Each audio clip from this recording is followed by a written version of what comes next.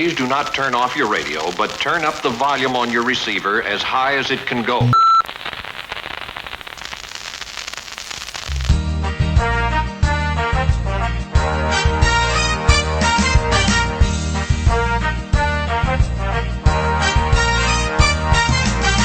No sober loo rolls on the shelf. We need to isolate ourselves. That's what we've all been told to do. Stay indoors, save a few. That's what I want you to do. Morris has said repeatedly, keep 2 meters between you and me. Stay home and save the NHS. We'll all end up in a mess. Go to Cornwall or Inverness. Just wash your hands and your thumbs, scrub your nails, put on sanitizer too. Wear rubber gloves when you open the door. Another suggestion for you to save your health and the air does around you. We'll be safer, that's my plea. So don't help yourself to my lips, to my arms. Please stay far away from me. All right. Yeah.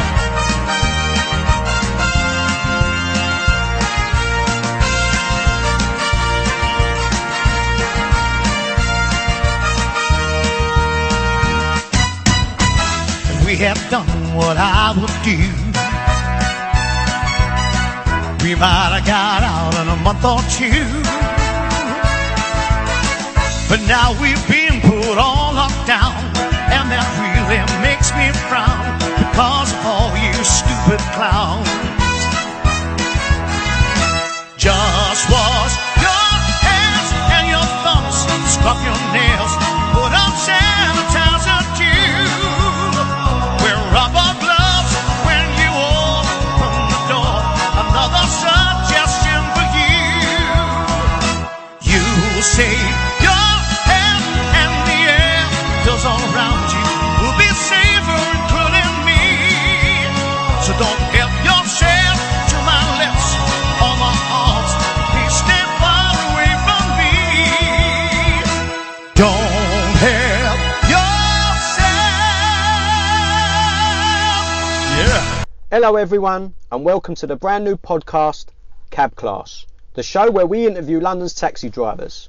We'll be hearing a bit about their upbringing, their experiences and their do's and don'ts. But most importantly, if we think they're a classy cabbie or a dirty dog.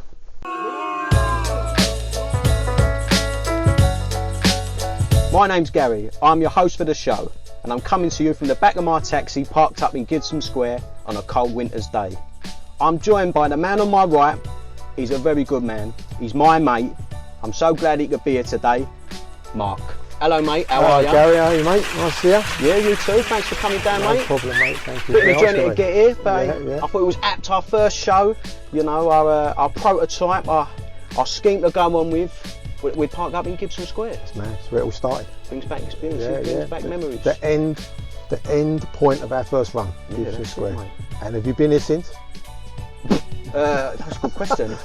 Probably not, I don't think, no. Who's ever been to Manor Station to Gibson Square? No, never in my life. Well, I tell you what a wonderful square. It is beautiful. Full of Georgian houses. We're in a lovely part of the world. Which you know a bit about, being a tour guide? I am, yeah. I know a lot about this area. And I know they're closing all the roads as well, so we've done well to get in here before they shut it. Yeah. Now we're going to keep it short because I know you want to get back and watch the Chelsea game, being a season ticket holder. Yeah, and all. we've got Everton tonight. Yeah. Doing well at the minute. We're doing very well. Yeah, we weren't. We're glad we're doing it tonight. Yeah. We're getting better. No, I'm a big admirer of you being a season ticket holder, mate. I think it's a big. I think being a season ticket holder is something you have to. When you meet your partner, you already have to be a ticket holder. Yeah. There's no way, right, you can do that halfway through the relationship. No, you can't sling that one in a bit of bed talk. No. You can't say, babe, I've decided I'm going to spend £1,500 a year and piss off for one day of the week. Yeah. Probably going to come back drunk, but you're just going to have to deal with that. All right. That's not an upgrade, is it? As a person? No, that was. I came with my season ticket, so yeah. So that's what I mean. When you come with a season ticket, I think you can get away with it a bit more. Me, I should have done it earlier. I can't do it mid-relationship. And with two kids thrown in, you're not. She's not going to see it as an add-on to me. No, I've got mates who do well to watch it on telly. Yeah, and they'll go to the game. Do you know what I mean? They know that they've got to put a form in on the Wednesday for can I watch Super Sunday. Yeah. But so the idea is that I was a season ticket holder, met my wife, and she got it. She still can't get out. I leave the house at 11 a.m. and get in at 11 p.m. for a 90-minute game of football. Yeah, I can't sell that anyway, but you know, you can't just. And that's blame for the crap games. And that's for any game. Yeah. I never forget when you went to cup final. What time did you leave at the cup final? I've been all around Europe watching Chelsea, all the cup finals. We go to so many cup finals, as you know. I walked into that one. That was an open goal there. But often, yeah. What I'm saying is, it has to come as part of the package, being a season ticket holder. Yeah, but not the. My wife's great because I've been all around Europe watching Chelsea, and how can you explain that? You sit there and go, like, this is going to cost 800 quid here. It's in and out, EasyJet or whatever, and Chelsea are charging that. And you come home in a wheelbarrow and you go like that, and you got to go. So if she spin it on its head, she says, we've only got a netball tournament in Budapest, and I need an £800 coat. I need £800 to go, and I go, you don't even like netball? She said, well, it's only 90 minutes. It's the girls we have get lagging. You're all right having the kids, aren't you, for the day? We will get a bit drunk. We will get a bit drunk. We won't, and if we lose, I'll get a bit naughty. Yeah, I'm not happy. But I've had a season ticket since the 90s, and I can't see me giving it up. No, I don't blame me. Not why Chelsea are doing so well. Anyway, we'll talk about that for ages. I need to introduce the man who is sitting opposite me. A lot of people know him.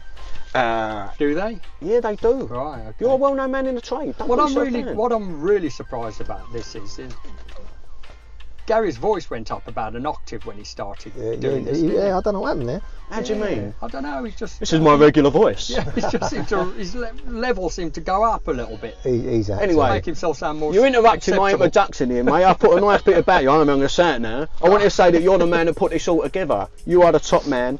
And for people who don't know, his name is Sean. Thank you, Sean, for coming. You put this all together, mate. Oh, that's very kind of you. It hasn't been put together yet, though, so we'll have to. Well, no, that is a good point. Yeah. Putting it together. The thing is, I'm taking a bit of a background seat here because I don't know what I'm getting myself involved in. Yes, I've taken a bit of a risk. I'll give you a little insight into this work. So I come to Sean with the idea. He told me to leave him alone. I pestered him. And then he touched me up. Yeah. And I went, I'll do it. Yeah, that was it then. And then he was all mine. I'll bring a silver fox along. Honestly. Now about to tell me why he's my special mate. But anyway, we managed to get you involved. I'm so pleased you come on board with this. Yeah, it's brilliant. But the main person who is here is our guest for today. He's my good friend. He's come down here out of the goodness of his own heart to help me out today with the prototype of this show. He's my good friend. Everyone, please put your hands together for Nicky. Hey, Nicky. Thanks for that, mate. It's my pleasure. How are you, mate? I'm good, mate. I'm really pleased you have come down. My pleasure, mate. I'm glad to help. Right, so before we start recording, we told you a bit about the show. What we're going to do, we want to know a bit about you. Most importantly, we're going to try and ascertain if you're a classy cabbie or a dirty dog. Now, it doesn't mean you're one or the other. What we're trying to find out, are you more likely to drive Princess Margaret to the hairdressers, or are you going to drive a skip down the A13? We want to know what end of the scale you are. Did you say Queen Margaret? I did say Queen Margaret. Is she not the Queen? No. Rookie era already. Not a big royal, if I'm honest. But anyway, so let's hear a bit about you, mate. We want to know where you grew up, what sort of time scale and what it was like. So I'm from Bethnal Green all my life. Grew up in Arnold Circus, then went down to Old Bethnal Green Road, and I've been there literally for 36 years. Yeah. I'm a season ticket holder at Tottenham. We're doing well at the minute. So how long you had that? I used to have one about 12 years ago. Then I had a gap, and then this recent one I've had for 4 years. So I've managed to somehow sneak the season ticket. Was there a woman involved in the gap? No, I've been with my girlfriend for 10 years, so I've managed to somehow pull it out of the bag. How did you swing that one? Yeah, well, I took her to Madrid. I've took her to a couple of places for football. So like, so I said, right. look, Still not really selling it, is it? Really? Yeah, I can she's had vouch a couple of free holidays out. I can vouch for Harry. She's a football fan, so that's how he swung that one. Yeah, so to be fair, she lets me off. She just kind of moans about how much I watch it on TV. That's the only bad So when you left school, no one wants to leave school and be a cab driver. There's no one who's ever told their careers officer, I want to put my arm out the window and drive a black cab. So what did you do when you left school? What was your first job? I actually left school just before my exams. I went and worked with my uncle as a tiler, and I remember this. And I only lasted about 3 months, and he ended up sacking me because I remember he left That's me. low, isn't it? You get sacked by a family member. That is a worry. I really tried. I deserved it though, because we'd done this house. He's already on his 5th chance. We'd done this house actually. It was in Islington. We'd done this really nice house, kitchen, tiled it on Friday, and he said, look, do me a favour, go back on Saturday, grat it, dust it off, like make it look nice, like, and leave. And I remember, I think I was supposed to be meeting all the boys for a beer about 4 or 5 o'clock. I gratted it off, wiped it down, and there was dust everywhere. And I was like, this is going to take ages. So I was like, half rushing it, used the woman's tea towels, because I'd run out of everything. And then I ended up leaving the kitchen a mess. There was like dust everywhere. The grout wasn't washed off properly. And then she obviously rung up and complained. And then he obviously, rightly so, rang me up the next day and said, you're sacked, mate. So he talked you out, you're doing your exams, and then sacked you. He didn't give you much of a chance, did he? Yeah. And is this the same uncle who made you Spurs? He's part of it, because sounds like a lovely fella. Yeah, he does sound nice, doesn't he? He is, to be fair, he still looks after me now, so I can't knock him at the moment. You'd rather he just touched you up and got it over and done with. So the tiling, that lasted no time, and then where did you go from there? And then went to printers in Hackney Wick.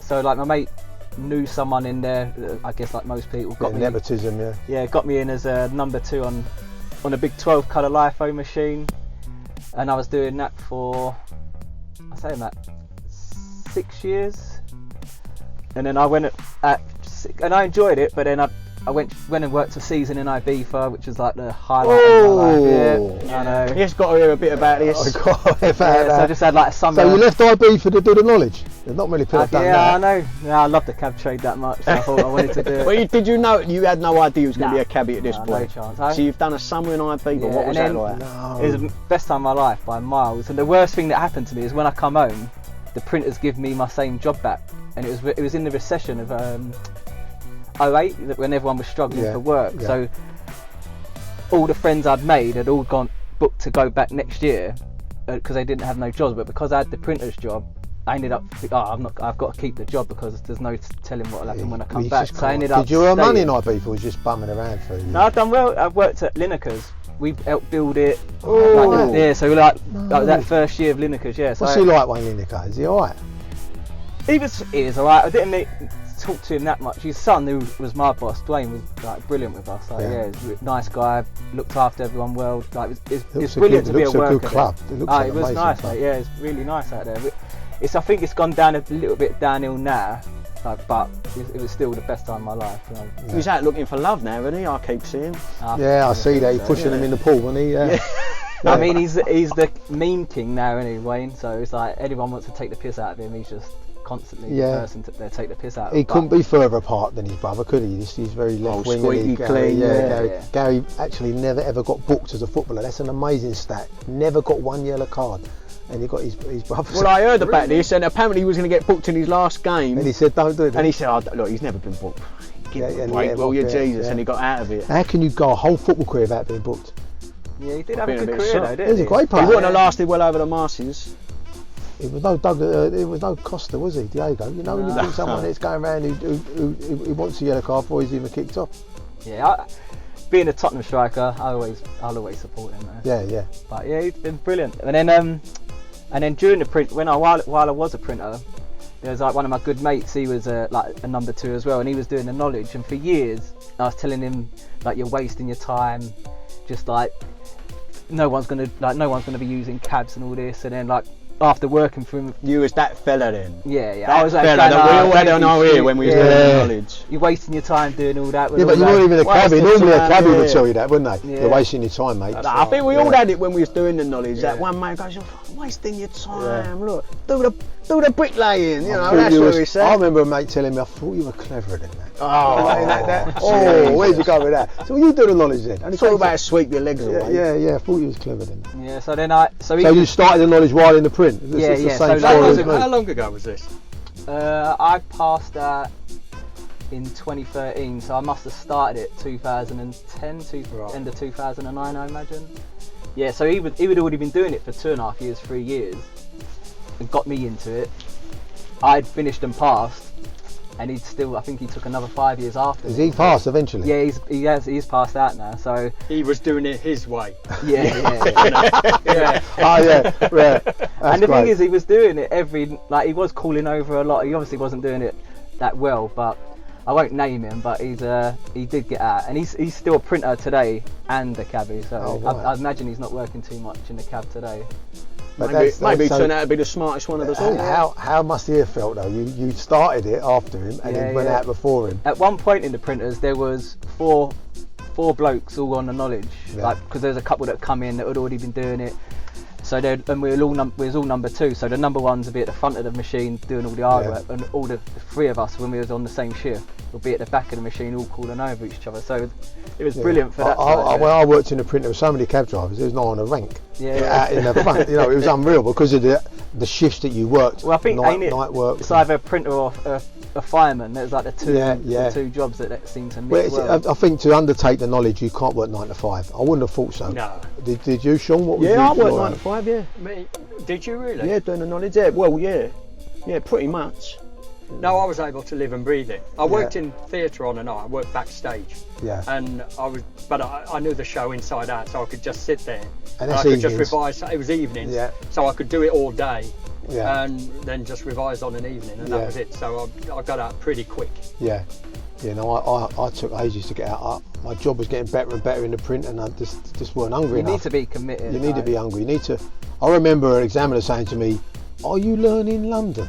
I mean, where you go with that? I said, "Oh no, I'm in the wrong room.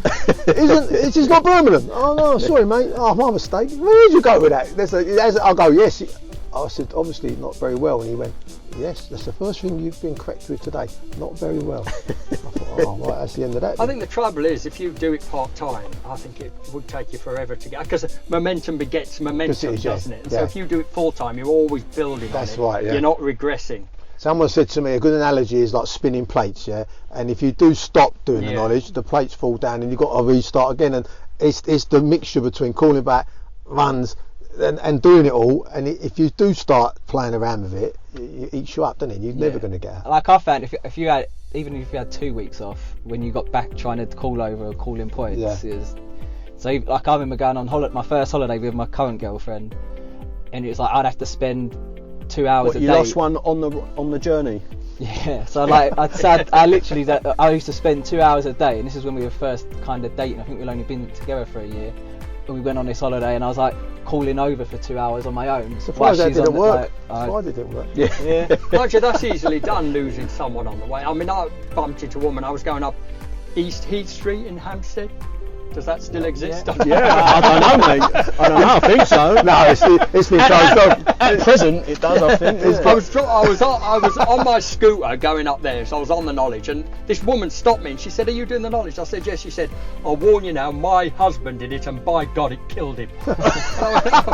She just randomly stopped. We've all got it. I'll never forget. I was on my motorbike down Wardour Street, and an old boy pulled up to me. He went, "Hello, son." I said, "Yes, hello, mate." He said, "You're doing the knowledge?" I said, "Yes." He went, "Do yourself a favour?" I went, "Yeah." He went, "Go home." I thought, "Oh, right." You knew that, didn't you? But anyway, so you've decided to do the knowledge. Yeah. Now, me and you called over for a bit of time together, Nick. Yeah. Remember right. that? Yeah. Okay. So me and Nicky, we did a bit of Yeah. time together. I think it was about 6 months. Every night after work, I used to drive round to Nicky's, and I'd go in his house, and we'd call over for 2-3 hours. And every night, without fail, his missus would walk in, look at me with a look that could kill, as if to say, "He's here again, Nick." Nicky's here again in my house. I've just got home from work. I want to relax. I want to put my PJs on, and he's here. But we got through it, mate. He passed out before me, so then I go on my own way. But it was a good time. Yeah, it was. You helped me kick on that last bit, so it was good. Who was the examiner? No, I know who I did, but who was the examiner you feared? Who was the one you didn't want to go up against? I think that most people, especially whoever done the knowledge at the same time as us, was gunning.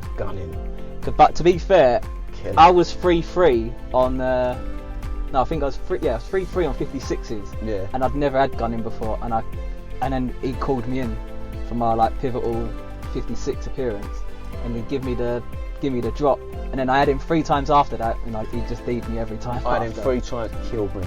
Honestly, the things he'd come at me, I've never done one of his lines. Honestly, in a cab, you never would. It was like from Park Royal, Omerton, wasn't it? Honestly, awful lines. Did you have an examiner that you liked? Yes. Thomas? Yeah. What was his name? Was it O'Connor? Mr. O'Connor, was that it? Yeah, it's one of them, yeah. It was very when me and nice. Sean passed, We predate this. Yeah, Sean, you'll know Mr. Price, he was good. Oh, Mr. Price was lovely. Everybody wanted Mr. Price. He was so nice. He gave me a drop to 21s. At Penton Street then? Yeah, Penton Street, yeah. Was it as scary as everyone says, or? I guess it was, but there was I think at the time there was a lot of buildings like that, wasn't there? So if you was in there, it was a bit like the cafes you went to as well. But in Penton Street, it was on the first floor, and at one time they was renovating it, and they did it in the basement, and the basement was a goods area, and it was really cold, and just for 1 or 2 appearances we were down there, and as we all sat there, no one talks to each other, and in this goods area there was this area that had a sign up that's got "Please ring." Right, all sitting there, and you can hear these little makeshift rooms where people was having their examinations, and this knowledge boy's come in, and we're all sitting there, and he's walked up to this bell, and we're all going, "No, he ain't gonna ring it. This is a goods area. This ain't what you got to do." He goes, "Rings the bell," and he just stands there. No one says a word to him. Right, next thing, an examiner's come out and gone to him.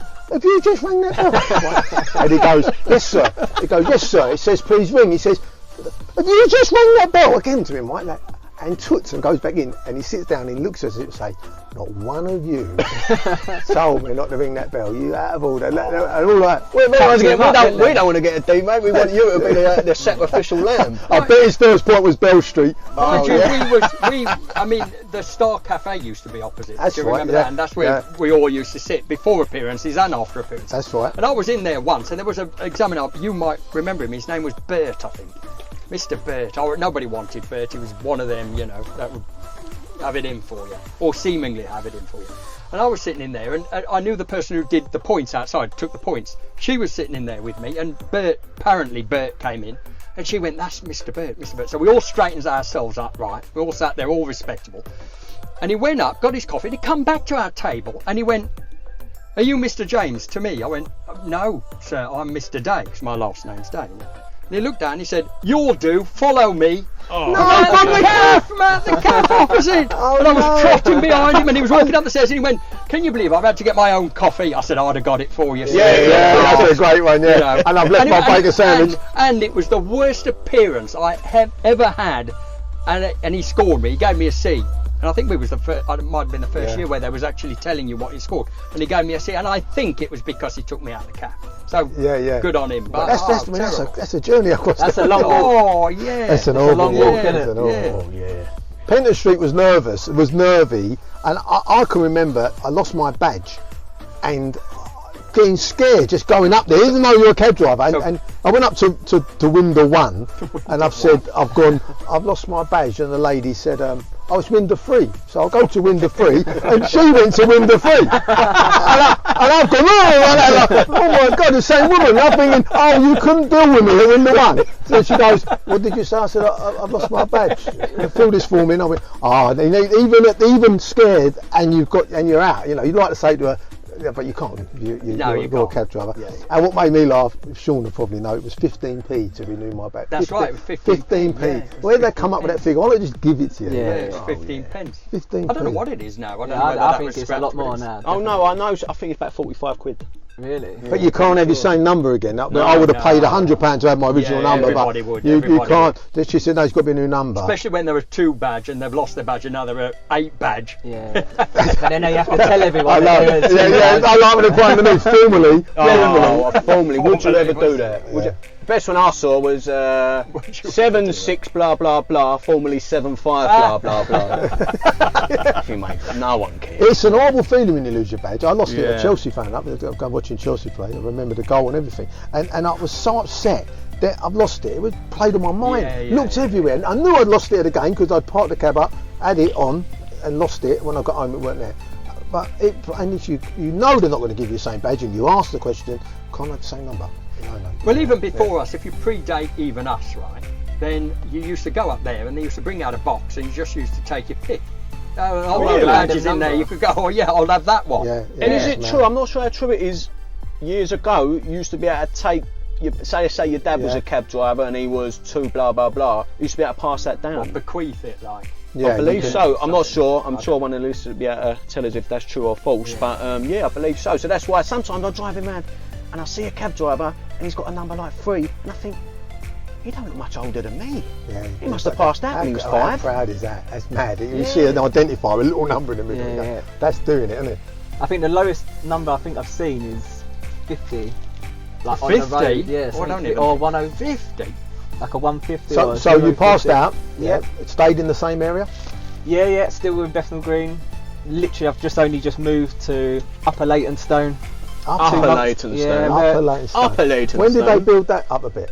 I think just as soon as I moved. For me, they didn't build it; they just renamed it. They knew I was coming, so they thought, we'll make it all nice and gentrified. That's an estate agent's spin on that. They've basically just chucked an extra £200 a month on the rent. The best one I've seen is Aberfeldy Village. It's a block of flats stuck between Poplar and Bow. It's a block of flats, but that block of flats is a village.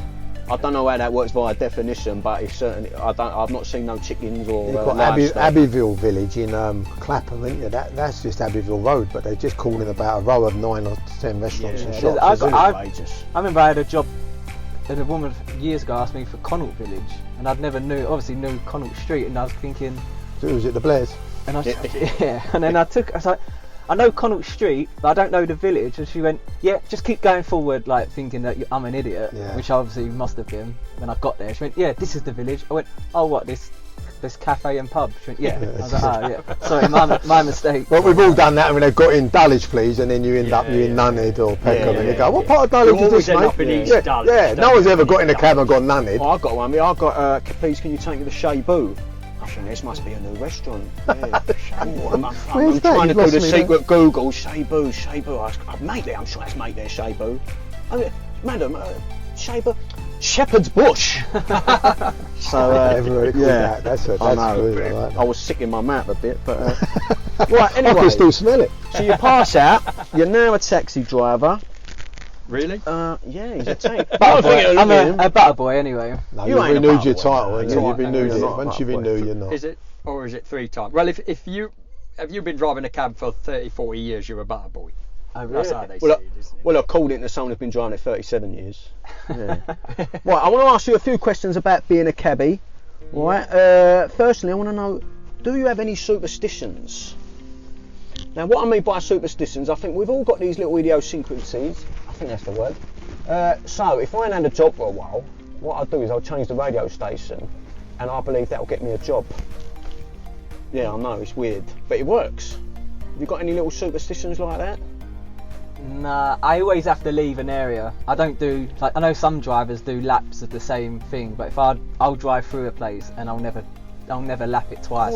See, I think that's unusual. I always leave the next. I do. Yeah, that's unusual. No, I normally stay in the same sort of manner that I think. See, I've never really gone round in a circle. The only circle I've ever done really is Harley Street, and then coming back up Wimpole. That's the only circle. No wonder you never get a job. I'm probably one of the worst cabbies out there. But. We actually, I want to drop him in here, but when we have a bad day, we say we're having a nicky. Yeah. That's not too nice. That means you've earned nothing. Yeah, that means you're so you actually slang word in the trade. I like it. Yeah. That's the Spurs section, I think. That's why. What cab you driving, Nick? I got a TX4. CX4, alright, so you're still killing kids? Yeah. Okay. Do you rent or own there? Rent that one. You rent it? Yeah, Oh, yeah. renter. Yeah. I've got to be honest, that puts you already, before we played the game, you go down a peg on the Really? scale of dirty dog. Yeah. You like the TX4, don't you? Well, at Yeah, least you're I not. like it. You might be killing kids, but you're not like Gary, who's got an arse like a blood orange because he's sitting on the back. Well, he can't see anyone because his wing mirrors are the blood size of orange. 5 That's pence. it. Don't worry about it, mate. They come to me in this thing. You've got a leather arse. You go out to get some milk and come back in 8 hours. Yeah. One of them. We need some bread and milk. Cassie says, yeah, go and get a loaf. You all right? Where you been, Cal? I was at Heathrow. You can believe what happened. I was in Tesco Extra. I don't know. This fella said to me. Next thing, I'm doing 3 hours at the feeder. Honestly, I get out of here sometimes like a baby deer. Anyway, well, what was I going to say? So, yeah, you're a renter. Yeah. What's the worst thing about renting? Paying. What is the thing that you like and dislike? So, obviously, liking, I imagine, for most people who rent, is the fact that you haven't got the stress. You know, you ain't got to get cab plated, you ain't worried about if it picks up a little ding here and there, you know, all that stress is free. But what drives it? Because I used to rent, and my biggest pet hate about renting was when you'd have to change cab over and get into someone else's cab. The temporary cab's the worst. When you're Temporary getting cab yeah. is the worst. I remember when you get in and find another man's nail clippings, Yeah. that ain't good. Yeah. I remember taking the visor down, and there was a dirty knife and fork sitting Oh, and I just thought, good lord. yeah, I just thought I can't. An old newspaper and you just get, and every cab's got its own weird thing, especially with older rental cabs. There's always something that don't work. Yeah. You know what I mean? So you get, Or the way that I'm you gonna like check. it. Go, yeah, you know, the steering's a bit off. You know, like you got to Yeah. constantly drive to the left to pull it in the right. It's a bit, they're a bit like that, and then the speedometer don't work. Yeah. You know, all these mad sort of I things. think one of the worst things, because once my own cab, like I've had for ages, I've got folded paper everywhere, so it stops all the little squeaks. So when you get into a temporary one, you just got to drive around with everything annoying you, all the That's little noises. really anal. Yeah, but Little That's bits a- of paper. That's a because I'm I think sitting. it is quite anal. Yeah, because I'm sitting in it so long, and you got the little noises annoying me in my ear. So I spend ages trying to like make sure that I stop. all I'll tell these you what's things. murder when you're in a rental cab as well, and you get passengers in. If you ever have to give a safety speech beforehand, you know it's a bad cab. Listen, mate, what you want to do? Don't use that window, right? Don't use that window, and that seatbelt doesn't work properly. Yeah. All right, so we'll just And avoid the that. exits are either exits side, are and they here, will light there, up and when we here. crash. But this exit doesn't open all the way, all right? And you might hear a few funny noises. I'm glad we've got that out of the way. Where would you like to go? Yeah, own. Safely if you can. So you're going to buy a cab or not? I mean, the trade is a bit. if it Not really want to go and put your money into one of these, would you?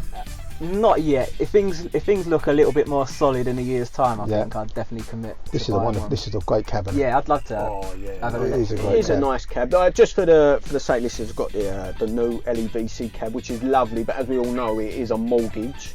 You don't kill children, though, do you? We don't shrink lungs. You know, we don't give kids asthma, and we can use Beach Street. So you know, I think it's worth. I think it's worth the 70 grand. Yeah. You've had 900 quid a month, but you can use the extra road. I don't know if they're putting that as part of their sales pitch now. Yeah, you know, I think they've they got are. I think it's big- in their adverts. Oh, now. shut up! It ain't. Nah, of course not. No, good. I think you had me there. All right, mate. All right. So you've been driving a cab a while. Got any stories? Any fares that really stick out in your mind? You know, I know one you've told me, which I think is a classic, but I don't know how embarrassed you are to tell it. I don't know, I think the one that comes to my head all the time is I had a phase where it was like a space of a month. I picked up a couple of famous people. Does this sound like the one, Gary? No, nothing. I'm not listening. I want the one. The one. I picked think it- now I've mentioned it's going to have to come out, but go on, I mate. picked up a couple of famous people relatively close to each other, and then a month later, both of them were dead.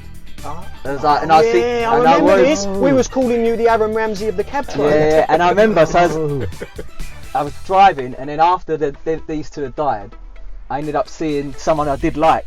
Come on, pick them up. No, like actually, I was like, don't put your hand up, don't put your hand up, don't put your hand up, and he didn't. I was like, oh, thank God. Thank God, I don't want to kill you, yeah, mate. So I was like And is he still alive? yeah. Oh, brilliant. He's done well Yeah, there. so I've done, I saved his life, I think. Can you tell us what these famous people were? The ones that have died were Alan Rickman and Terry Wogan. And you done Chaz and all, didn't you? Yeah, no, was he it was Chaz or Dave? Yeah, Chaz it was. Yeah, Yeah, Chaz yeah, and Dave. Chaz, that was a obviously. year later. Yeah, it was. But Yeah, and the guy who I sit drove in, past, who I didn't want to get in the cab, was Teddy Sheringham. So he's like one of my childhood heroes. I'd have picked him. Oh, I'd have run him over. Did you drive past him? Yeah, no, he didn't put his hand up. Oh, But right, as that's I was supposed to know, driving, right. I was driving empty, didn't and I put his see him, hand and I was up. thinking, "Oh, please don't put your hand He up." probably Don't put your hand up. saw you and put his hand He down. knew, mate. Yeah, the Black Widow. But why was you so Something like adverse to picking him up? It's because literally Because every celebrity who's picking up, They died. died. Yeah. It's only in that same month. It's like that. These two famous people had died, and I was thinking, I only had them in the cab. But I last guess month. the law of statistics is that he probably would survive. Hopefully. Yeah. We're a superstitious bunch. I didn't want to know. take any chances. So really now you could use it to your advantage. If there's any celebrity that you can't stand, park up outside their house, park up side with your light on and say, "Oh, get in, I'll drop you down there." Yeah, definitely. He's been parked up outside Kate Burley's house for a couple of weeks now. Oh, okay. All right, so let's see. Oh no, actually, I pulled you up on it, didn't I?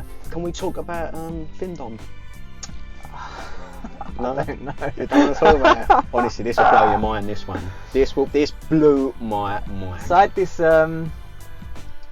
guy. I picked this guy up on just off Edgware Road, and he was like, to me, I thought he was just a bit wired. He just like had sunglasses on, and he was a bit like chatting really quick. He was going up a bit paranoid. I was thinking, a bit iffy when he was in the back. But He'd had a bugle. Yeah, that's what I was thinking. Yeah. And then he was like, "Can you just drive me around? I've got to meet someone at 1 o'clock." And this was about 20 to 1. He went, "Just drive anywhere you want." I was thinking, Where'd you go? Harley Street. This is a bit weird. So I thought I'd started driving. I went, "Where have we got to go to?"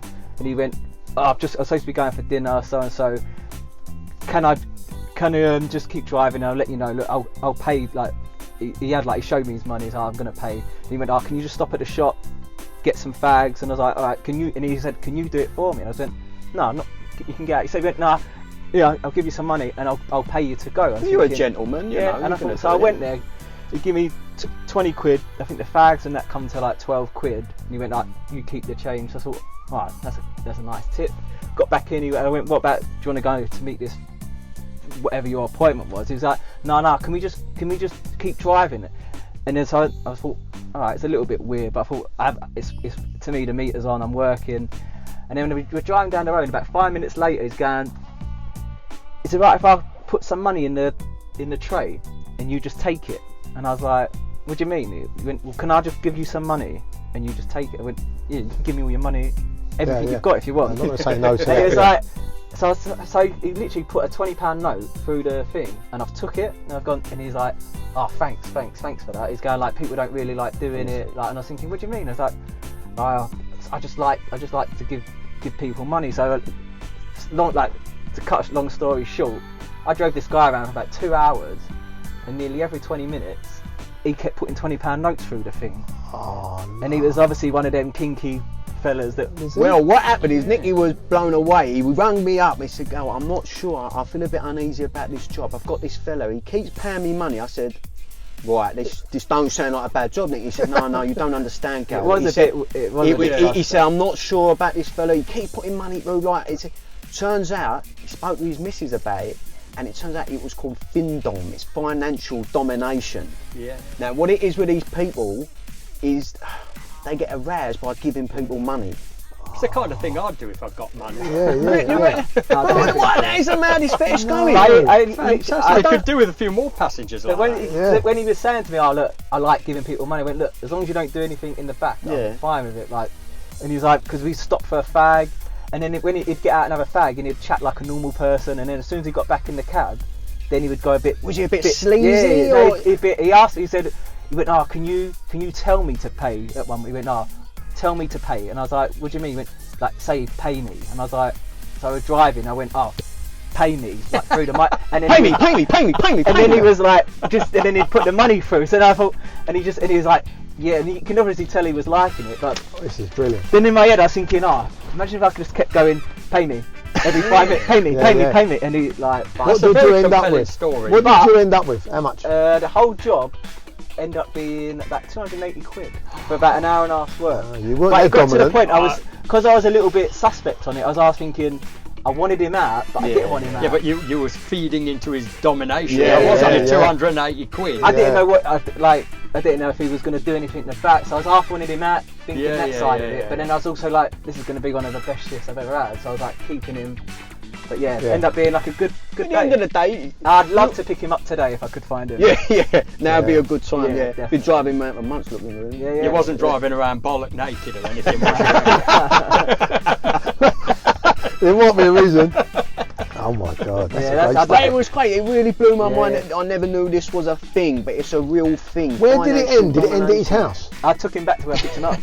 No, Yeah, so you ended yeah, up back to square one. Yeah. So That's he brilliant, literally- isn't it? Ended up in the basement. They That's were cost saying- him touching £300 to go back to where he was. But he was saying he's been in other cabs and they don't have it. They kick him out. Sort of. Really? Yeah, they Yeah, say which- like, yeah, Not little now, bit not straight, now, yeah. not after this pandemic. They'll be kicking him in the They're cat. doing a lot worse, yeah. It'd be a rank.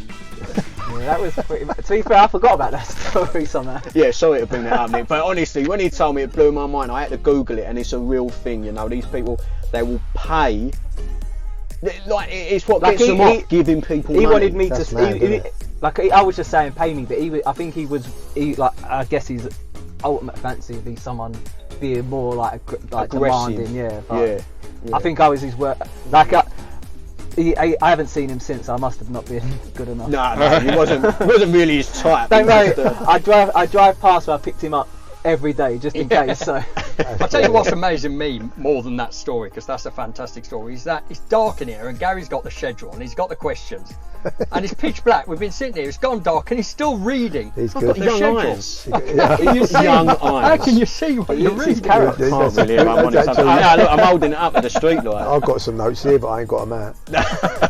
Let Gary do it. Bone up. That's a good story. Yeah, it's a brilliant story. So, just a quick one then. I want to know something that cabbies do that really gets your goat, that really winds you up. I'll give you an example. No one cabbie, silly really, but it really winds. No one cabbies stare.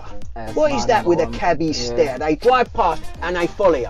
Their head goes all the way around like The Exorcist, and you're watching it, and you don't want to do it back, because you don't want to don't want to go. Who you looking at? Like, you know, so you're sort of, like, you're giving them sort of side eyes. You know, sort of, what is going? Something wrong with my cab? I've not got my lights on. You're really wondering, and it turns out he just wants to give you the stare. That you might know? be a fetish. Have you looked that up? Well, apparently it's called stare dom. no, right? It's just something that cabbies do that I find very strange. We all do it. We must do it ourselves without doing it, without noticing. Sorry, you know, you just do the stare as they drive past. It might be a bit like, do I know him? No, I know him from. Yeah. I think if you're behind a cabbie that's empty and they seem like they're curb crawling, like because they're like trying to keep their eye out for a fare. And No, you've got, like, they're that's curb one- crawling. Yeah, they're looking for thin dom. Yeah, probably. What do you mean? So you're driving along, And you're they're stuck going like behind 10 mile an them. hour, Yeah. trying to concentrate on where a fare But you is. can't overtake them. Yeah. Because that will be a dog move. That's probably but one of yeah. my. That and the stare thing. I don't mind because I don't mind that when you look across and you give each other the old cabbie nod. Oh, the old nod. Yeah. All right, fella, all right.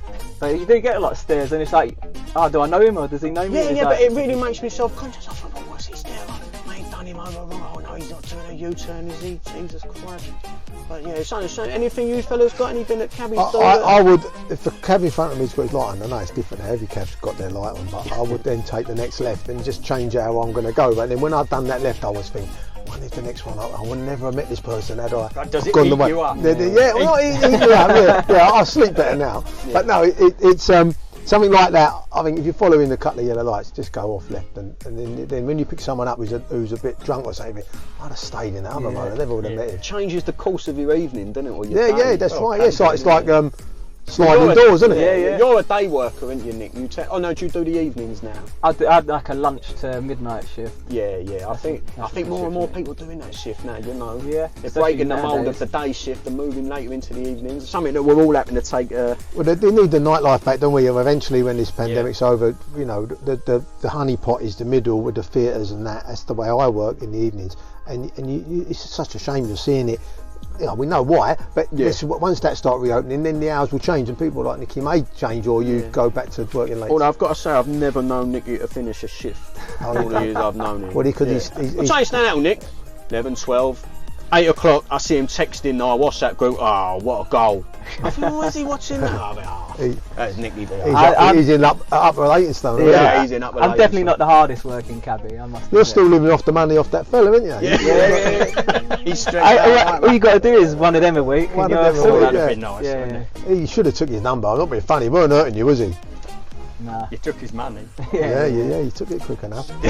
Honestly, every time I drive past where I picked him up, I look out for him every day. And dream. Is that your best ever fare, money-wise? Yeah. I couldn't believe it. Like, I think the fare was like 78 quid or 80 quid. Did you still charge him at the end, like stop the meter and say that's £78 after with all the other money? Yeah. That's strange. And I wonder how much money he actually had on. Yeah. He said it. Yeah, it's he a good reckoned call. when he got in first, he said some story about he's just flown over from New York, and I just thought he'd just been out all night doing a load of gear, and he was just a bit wired. But he got in and he was obviously just starting his night, if that makes sense. Sort of thing. Yeah, but yeah, I think it's like over 200 quid in notes through the train. Yeah, I'd love to have it again. Can't deny. I'd love to have that one. Anyway, I think we've got to know a bit about you, Nick. We've done a bit about your background, a bit about your taxi life. Verdict so far, taxi seems to be he's a nice man. I don't think he's a dirty dog. No, I don't think so. he's a dirty. I know him too well to know he's not a dirty dog. He's very polite. He's got good customer service. He's new to the trade. And he was worth 280 quid. That man fell in love with the back of his head. But what I want to know really is if you're a classy cabbie or a dirty dog. Now, for anyone who's listening to this, it doesn't mean you're a real dirty dog, it doesn't mean you're real classy, it's a scale. We want to know what end of the scale are you. Ultimately, we want more people to be classy than we do dirty, but you know, you're the master of your own downfall here. So, right, I'm going to start off with a list of questions. I want to, nice and honestly, open up. I'll try my best. And we'll work it out, we'll sort of score it as we go. Right, have you ever had to fuel up while you've got a passenger on? Yes. Yeah. Is this a current thing? Do you have to do this often, or is it a one-off? It was because it was I got a flyer and I weren't going to let him go. So I said to him at the start, I went, look mate, I did it, I've done it. I'll take some money off at the end, but I've just got to put some diesel in. I've done it. I had two young girls going to Luton, it was late in the shift and I didn't have much fuel. And I didn't tell them I was going to pull in, and I had to pull in and get fuel because I thought I'd tell them that I was so scared they was going to bail on me. I thought I'll just pull in and then explain pre-fill up. Oh, sorry ladies, you know, I had to get some fuel to get you there. But I don't think that's a classy look. I've only done it once. It's not a classy look. We've all done it. We've all done it. And then you're getting a coffee and a sandwich. Or you're at Piccolo's. You've got to ask them if they want something. That's a great call. That is excellent. That's a good way. That is a good one. And it sort of takes the bit of the edge off that. Alright, move on to our next one. Do you wear t-shirts while you're driving a cab? No, he wears a singlet, a nice little velvet thong. Yeah, I wear a t-shirt, yeah. You wear a t-shirt? See, I don't think the t-shirt is a good look. No, I'm not the smartest dressed, I'd admit. No, I can concur. I don't wear tracksuits or anything, but I don't wear... I mean, is this typical? What you're wearing now, is this typical? I don't wear this. Nicky's wearing a hoodie and trackies. Yeah. This is a day off for me. Yeah. But I don't wear... It's in his loungewear. Yeah. I don't wear... Like, I'm not like a smart polo top. Yes, I think at a minimum you should have a polo top on. If you're going to be in the classy cabbie bracket, I think at least at minimum you need a polo top. Listen, we're all mid-range here. I think we're all edging middle of the scale, so it's not a problem, you know. I think most cab drivers are we trying to break the caricature and we all wear polo tops? Well, not necessarily a polo top, but you wear shirts. Sean, would you wear? You a t-shirt man? Yeah, t-shirt. I've seen a couple of a nice Lonsdale one. Shirt and tie. Yes, now they look really good. That is very well. Now I see this gentleman quite regularly. He wears a white shirt and a tie, and I look at him and I think that man oozes class. I think really we should all wear it. We're not gonna. Let's face facts. We're not gonna wear a certain tie. It's probably half the reason we got into the job. But I think that is a real classy look, and I think. Just for me, it's a personal thing. I don't think a t-shirt is the most professional look. I don't think it's a classy look, but I also don't oppose people wearing it. You've done the knowledge, you wear what you want. But I always wear shoes or trainers. I've never owned flip-flops or anything like that. That's actually dangerous. You're going to the lowest of the scale if you've got your flip-flops. If you wear flip-flops or a vest, give up your badge, right, and drive a skip. Yeah, tailgate a woman with kids in the car down the A13 at 70 mile an hour with the shit all flying out the back. You should be a skip driver. Right. Okay. Right, next one. Do you eat on the go? Why eat on the go? No, I mean, have you got sandwich and ham while you're driving? Eating the sandwich? I always eat when I have a break. Yeah? Yeah. Eat in the cab? Yeah. I'm too messy, that's why. That's I'll the end up thing. crashing. I don't think that's a good look. Sandwich in hand. Or baguette in hand. Shoving it down your gate, just driving if you down get- Piccadilly. If you get pulled up, if you get flagged, then you got a sandwich hanging out your mouth. It's not It's the a good best. way to change your luck, though, isn't it? If you ain't been out for Yeah, ages. and you can start eating the sandwich. Start eating a baguette, because you know I'm going to Yeah, get out now. yeah. You know I'm going to get out now. Well, that's No, like no. when you fart in the cab, isn't it? You know, as soon as you fart in the cab, you're going to get a fare. No, mine is if I need a toilet, then I'm guaranteed to get a job. I've been waiting for 2 hours, and then a job will come as soon as I'm desperate for the toilet. Yeah. Right. Okay, have I got any more? Has anyone else got any questions? Well, it does beg the question, doesn't it? Do you carry a bottle around with you? No. Oh, what, the PISS bottle, the piss bottle? No, The no. Most day drivers don't. There's enough places to go. It's toilet. they're getting limited lately. It is hard. It's I'll be less honest, it's and one of less my every day. biggest bugbears with the trade is the limited access we have to the toilet. And how funny people are with us using it. Now, I know there's a few bad uns out there who have given us a bad name with the toilet facilities, but I think it's inhumane not to allow someone to use the toilet. No, it is, yeah. Extremely inhumane. But needless, and I know there's not many places we can go, but if you're emptying a piss bottle at a rank, you're a dirty dog. Oh, that. That's the lowest of the scale, isn't it? Yeah. Yeah, We've all been on Charing Cross and we know it pen and inks. Yeah, I've been in pain a few times, trying to hold it for a toilet. So Especially when it's that steamy morning. Oh yeah, the luminous one. The different flavours. I like Oh that. yeah. No, that's it's a good call though. The one when you break the seal. Yeah. When you break the seal, that first one. it's just that the old Euston rank was one of the Oh, worst. what? Yeah. The Slope, the like the ramp. cave. Yeah, it's just, Yeah. Oh yeah. it's just it like stink. I don't know how drivers do it. I don't know. Like surely there's piss everywhere in their cab. Oh yeah. Yeah. But, I mean, It's like it was like the JD Sports showroom down there, wasn't it? You know, the Lonsdale trackies. Yeah. Yeah, no, I am glad they've done the upper ground parking at Euston. Yeah. that was an hard, mate. When I first passed out, what am I doing? I'm going down there. You know, you don't quite, because no one teaches these stations, do they? You pass the knowledge, you know the ins and outs of the roads, but the etiquette at stations was something that played on my mind for a while. Early doors. I remember messing up at Paddington one of my first days. When so you I've got to just- remember the number plate. So I've gone behind a cab, not really realising I've got to take note of the one on the other side to make so you filter through. And I've just obviously gone in right behind another cabby and took the job, and then obviously got a bollocking, rightly so. So with that I've seen some rules. once you've done it wrong once, you won't do it again. You've got to learn it. They treat you like you've nicked their money back. They honestly. do. Honestly. Oh God, without a doubt, yeah. But yeah, it took a bollocking to learn it, but I think some of them are waiting. I think they want you to make a mistake. I think they want you to make. Sorry, just a Just leave it. It's all right. little techie floor there. Sawn's on top of it.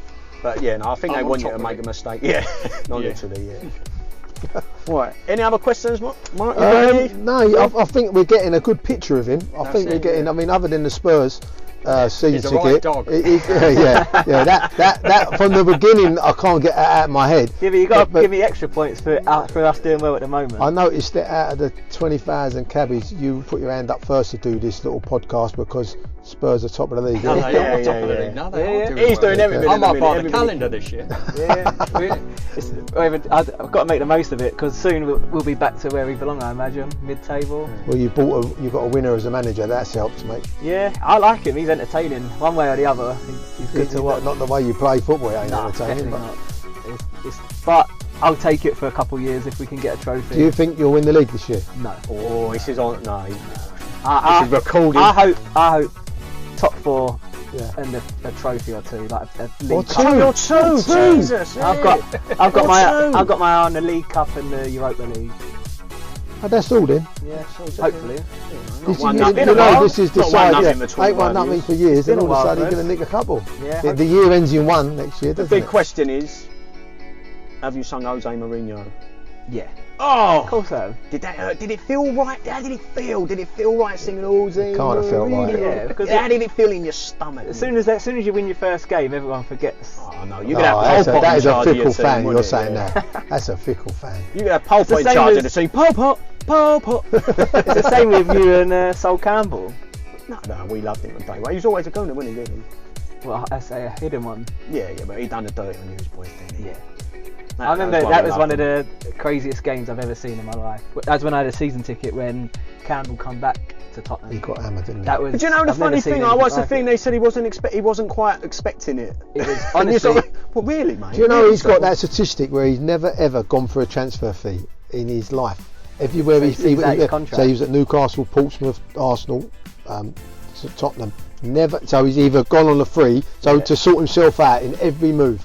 Never once someone paid. Oh, we'll just pay 50 million because he was one hell of a good player. Yeah, wasn't he was brilliant. He was one of the best in the country. I think he was world class. Yeah. he? Oh, he was. He was good. He was Yeah, brilliant. him and what a partnership they had. Him and Ferdinand.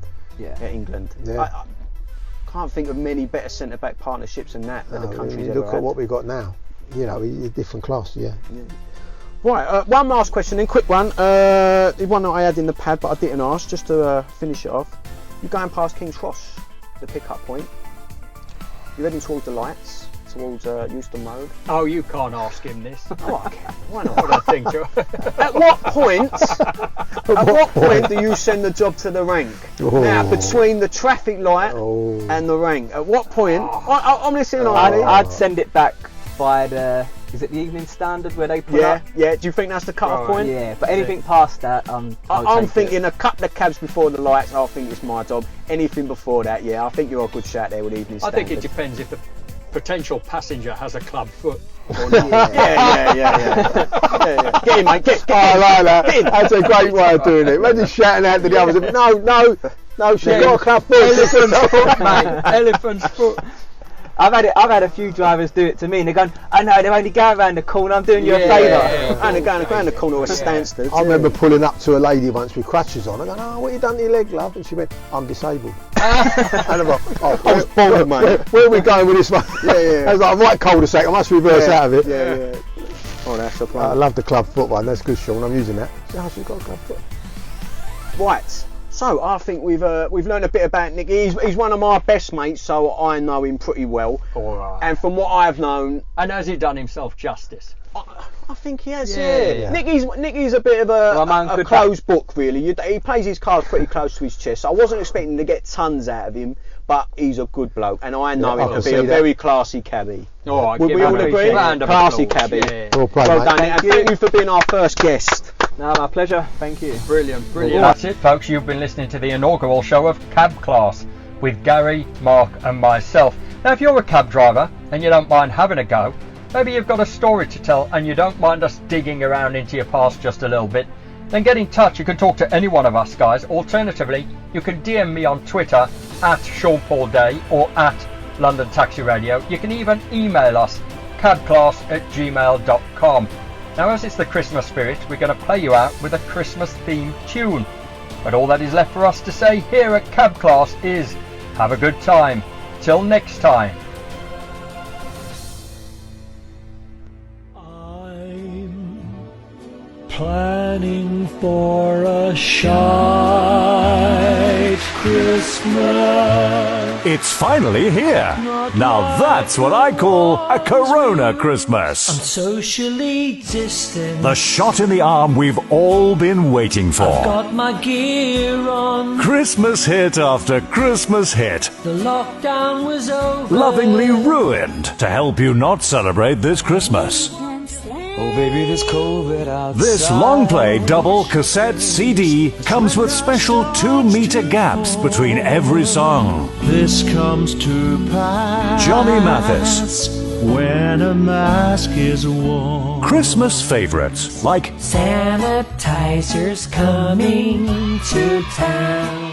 and even Boris himself. Ba ba ba ba, 'tis the season to be jolly bloody careful. Tra la la la la la la la la. And a special message to anyone thinking of venturing out. Driving's banned for Christmas.